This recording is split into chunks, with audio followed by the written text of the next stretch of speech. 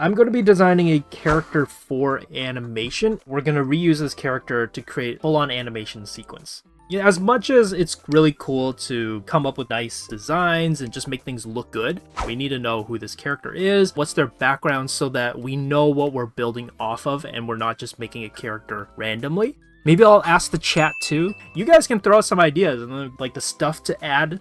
I honestly was a little bit surprised with the poll results. I'm gonna design a ghost hunter type character. So we're gonna start from being really rough and moving it to the close maybe to finalization stage.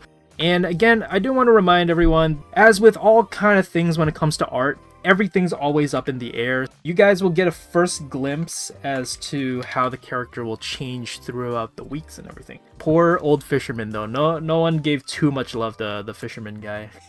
I'm gonna start figuring out who this character even is. Like, I don't know who this is. Okay, so the first step that we're going to start off with is character description / backstory. This is our way of describing who this character is, what this character does, even timeline. Is it apocalyptic? Is it in like modern day? Is this in the future? You guys can throw out some ideas and then maybe we'll try using some of them. Yeah, this is going to be fun, guys. I'm going to try to make this a little bit more of a cooperative experience. Let's see. Sweden? What? Why Sweden? Sweden I feel like is too nice. You know what? Since I saw that and that made me laugh, I'll put Sweden. That's so random. Giant abandoned ghost town on a ship. Honestly, I like the ship idea. That seems cool. Viking ghost. Oh, that's so sick. Oh, I like that. Oh, I mean, it is in Sweden. I feel like that kind of makes sense. Okay, who are the? Who is this person? Are they human? We lizard hybrid. Oh, hybrid creature. It could be. Who said this ghost hunter had to be human? Younger kid, less raised by the dead being around them. So this is just Bleach right now. We're describing Swedish Bleach. I feel like we got some pretty cool ideas here. I think what we're gonna do now is we're gonna solidify what it is that we are picking. Our where. I'm down with Sweden. We'll go with the 90s. We're going back to my era. I feel like we are deciding that this is a human person. I guess this guy is also Swedish. 15 years old boy ghost hunter. Can see ghosts. We said he's trying to find parents on the haunted Viking ship. We'll go with amateur apprentice. The second thing, after we come up with the character description and backstory, we have to figure out shape, language / design. This one is going to be silhouette focused. Finally, some drawing. After all this time of talking and discussing, we're finally going to do some drawing. I like to work really rough. It's meant to be fast, and I like using a big brush, so you're not committed to anything.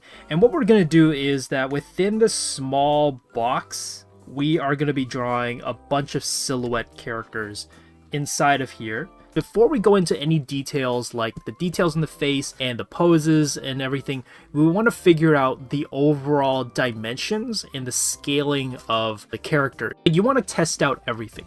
Is he tall? Well, if he's tall, is he thin? Is he wide? Is he average build? So this is what we're going to be doing, is we're going to be figuring it out. The point of this is to show that you're not supposed to have like a perfect design by the end of it. You're trying to hone it and slowly figuring out what works for the design and the character that we came up with.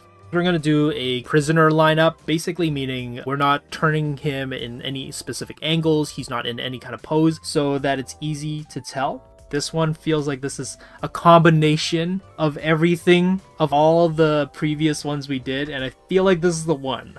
And if you want to support us further, we do have Patreon. We have a lot of perks, such as members-only chat and critique, recorded classes, file access, all that kind of stuff. Third one is going to be the actual rough design. So once we get the shape language and shape design figured out and the silhouette, then we're finally going to do the rough drawing. We're going to take this and we're going to expand upon it. We now flesh out what do they look like, what are their posture, their clothing detail, all these things. We're going to figure it out. Let's move on.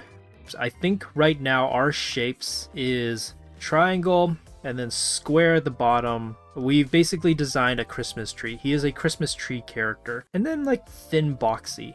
So this is kind of our template that we're going to work off of. Will it look exactly like this as we continue like dissecting it and expanding upon it. Maybe not, it might still change over time, but these are the shape, language, and proportions that we're working with here. We're going for a very dark brown type of hair, I feel like. That's the big personality aspect of it. Very disheveled. It's all over the place. You know, he doesn't sleep a lot. He sleeps late. He's stressed out trying to look for ghosts on this ship. And I do think I want to give him a little bit of a squarish type face. And kangaroo. Oh yeah, and then we got to give the drawstrings. So the pants. Tapering outwards? Oh. Tapering outwards could be interesting because then it would make him like a real Christmas tree. he's gonna be real Christmas tree like. Maybe we don't need to fan it out. The pockets, they already kind of give a fanning out look. But again, this is kind of why we're doing this, because we never know. It's kind of like something to experiment with. Shoes are so much fun to draw. Like once you get over like the fear of, oh no, feet are so tricky to draw and shoes are so complicated. Shoes are so much fun to draw because you can go over the top with them. Let's give him Nike Airs, like with the little bubble at the back. I feel like that's a good addition to have. He should wear a backpack too? Oh, yeah, he can wear a backpack. You know what would make this super 90s though? Is if we gave him that like, you know, little... Dude, everyone had a roller backpack as a kid. Dude, this was the backpack to have, man. This is so convenient. I do think the carry-on backpack, it works a lot better. And then the stroller could be something to add on afterwards. Let's see, what does a old school Jansport bag look like? They have not changed. Maybe we won't go with the Jansport bag, but I do like that egg shape. He's a ghost hunter. He needs a backpack that can carry quite a lot of stuff. I want to go with something like this. This is a fold buckle kind of thing. Buckle. So this pocket flips open. We got a zipper pocket right over here. We got a big pocket over here in the front. Right now we got 3 pockets. I think I'm gonna add a netted pocket. Because he's a ghost hunter, I do want to make sure that this bag is versatile. He carries eggs with him? Oh, because it's egg shaped? I guess so. Yeah, he can be carrying eggs, I guess. Logos. Do we want to make up like this fake, in Chinese we say FANBAN. FANBAN. I was just gonna say let's combine the Ghostbuster logo with the Supreme, and then I just realized that's just the no sign. Oh, juxtaposition. Oh, that's a good word. I think that's a really cool name for a hoodie. Trademark. I'm claiming it. No one else steal it.